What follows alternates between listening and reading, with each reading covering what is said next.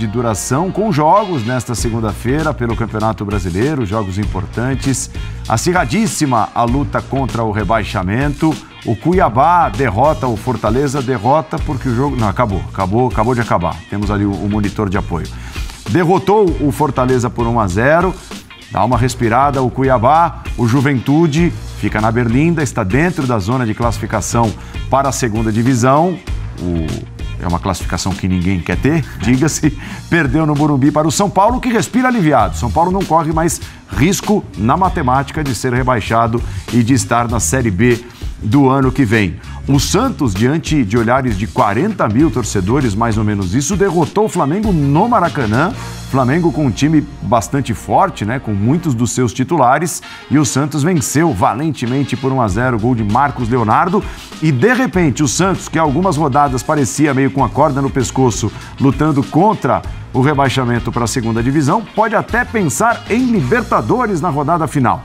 Toda a rodada acontecerá na próxima quinta-feira. Algumas definições importantes ainda vão acontecer. Você é o nosso convidado especial. Primeiro assunto da noite, Palmeiras e Flamengo, a comparação dos dois. Flamengo em busca de um técnico, Palmeiras em busca da permanência do seu técnico, oferecendo um novo contrato para Abel Ferreira, que ainda não deu resposta. E os dois parecendo em processo ou início de processo de reformulação de elenco. Será o primeiro tema do Linha de Passe desta noite. Você viu, estou com André Kfouri e Paulo Calçade aqui nos estúdios. De casa, Leonardo Bertozzi e Pedro Ivo também nos acompanham. Sejam todos bem-vindos. Linha de Passe é a nossa hashtag para você participar. A gente começa falando desta tentativa que o Flamengo está fazendo de, ou pelo menos... tentativa, porque o Marcos Braz admitiu que ligou para Jorge Jesus. Esse desejo do Flamengo de trazer de volta Jorge Jesus, mas tudo está relacionado à possibilidade do Benfica ainda se classificar ao mata-mata da Liga dos Campeões, André. Se o Benfica se classificar, e é bem provável que se classifique, dificilmente o Jorge Jesus vai largar o time português para assumir o Flamengo neste momento. Boa noite. Boa noite, Paulo. Boa noite, Calçade, Pedro e Léo em casa. Boa noite a todos os fãs de esportes. Um prazer estar aqui novamente. Ele está pressionado, né, o Jesus. Tá. Ele não tem um bom retrospecto recente em clássicos, né, desde que ele reassumiu o Benfica. Ele tem perdido a maioria dos clássicos, desperdiçado pontos em jogos que são diferentes, né? Que contam muito também pela rivalidade e a forma como as torcidas dos maiores clubes de Portugal encaram essas partidas. Uma maneira bem parecida, como a gente vê aqui no futebol brasileiro, uma coisa que, independentemente do local, todo mundo sabe o que é. Todo mundo que acompanha futebol, claro.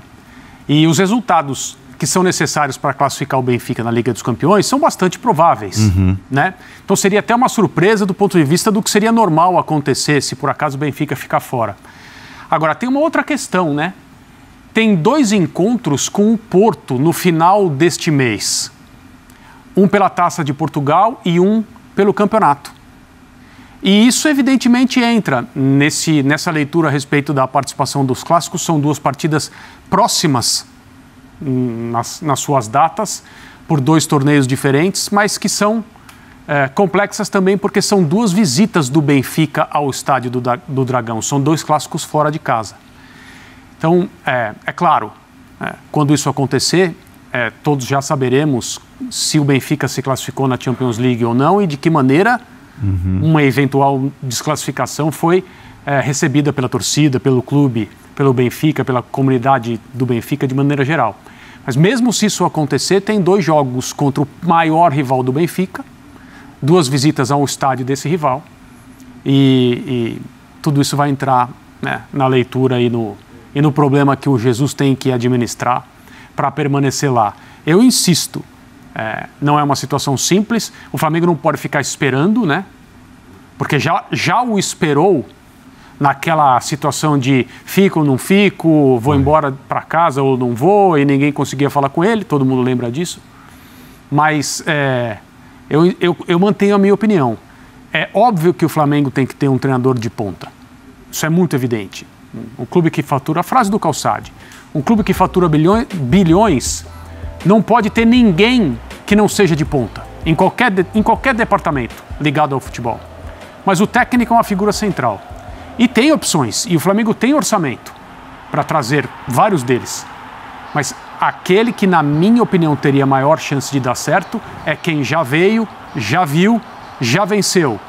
Mas teria que estar disposto a colocar todo esse capital em cima da mesa de novo, para eventualmente vê-lo diminuído se as coisas não andarem bem. Recriar o time de 2019 ele não vai conseguir, ninguém conseguiria, porque o futebol é desse jeito. Sim. Mas ele conhece o Campeonato Brasileiro, o futebol brasileiro, os dirigentes do Flamengo, o próprio Flamengo. Seria um bom caminho já andado, além de contar, evidentemente, né? Se você anunciar amanhã Jesus está de volta, imagine qual seria a repercussão entre a gigantesca torcida do Flamengo. Para o Benfica se classificar no mata-mata da Liga dos Campeões, basta ele vencer o Dinamo de Kiev, que é o lanterna do grupo, só tem 1 ponto, em casa, e o Barcelona não vencer o Bayern de Munique na Alemanha, o que, convenhamos, hoje em dia é bastante provável. Não conseguiu ganhar do Benfica em casa, né, o Barcelona. Boa noite a todos. O Jorge Jesus é aquela contratação em que você traz alguém que a torcida ama de volta e a responsabilidade toda passa a ser dele. Por quê? Porque a responsabilidade da escolha já não existe mais. Afinal, você está trazendo alguém que é amado. Logo, ele tem que resolver e alcançar um rendimento já conhecido pela torcida e que já deu Libertadores para o Flamengo. Então, assim, o ônus da diretoria é minúsculo. Por quê? Poxa, Jorge Jesus de volta. Tem alguém aí reclamando? Ninguém. Então, essa é uma escolha. Agora, a gente tem que entender que também tem nós estamos aqui no final da temporada e eles estão na metade. Então, se você tirar um treinador de uma equipe, um treinador que esteja trabalhando, não é assim tão fácil, tão simples. Algo precisa acontecer, ou ele está desempregado, ou esperar pela virada, né, da temporada europeia, junho, julho. Mas o Flamengo não pode esperar. Até aí a Libertadores já caminhou e caminhou bem. Não é o caso. O Flamengo precisa de uma escolha segura e que recupere a equipe. E, né, siga o padrão do time, siga o padrão do clube. Que o clube hoje é um clube que não pode ter problemas. Ele tem que ter os melhores profissionais, os melhores equipamentos, os melhores jogadores, as melhores práticas administrativas, ele tem que ter. Só isso. Então, é hora de escolher. Jorge Jesus é aquela bola de segurança. Responsabilidade todinha dele de recuperar o nível já alcançado. Se for outro, aí a diretoria ela é corresponsável na escolha.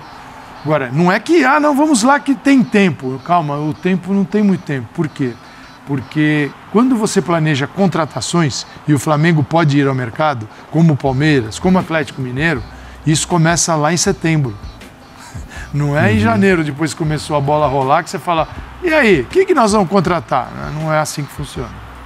Agora, Pedro, a torcida do Flamengo está na bronca, a torcida abraçou o time depois da derrota na Libertadores, as arquibancadas no Maracanã estiveram cheias contra o Ceará, estiveram cheias hoje mais uma vez, mas até com, né, quase que uma inédita perda de pênalti do Gabigol, há muito tempo não perdi um pênalti. Sim. O Flamengo deixa de pelo menos empatar. Taça Rio de 2020. Taça Rio de 2020. Jogo com o Botafogo, a bola foi no travessão. Foi o último pênalti que ele perdeu com a camisa do Flamengo. E hoje na trave também jogou, nós vimos ali no pé da trave.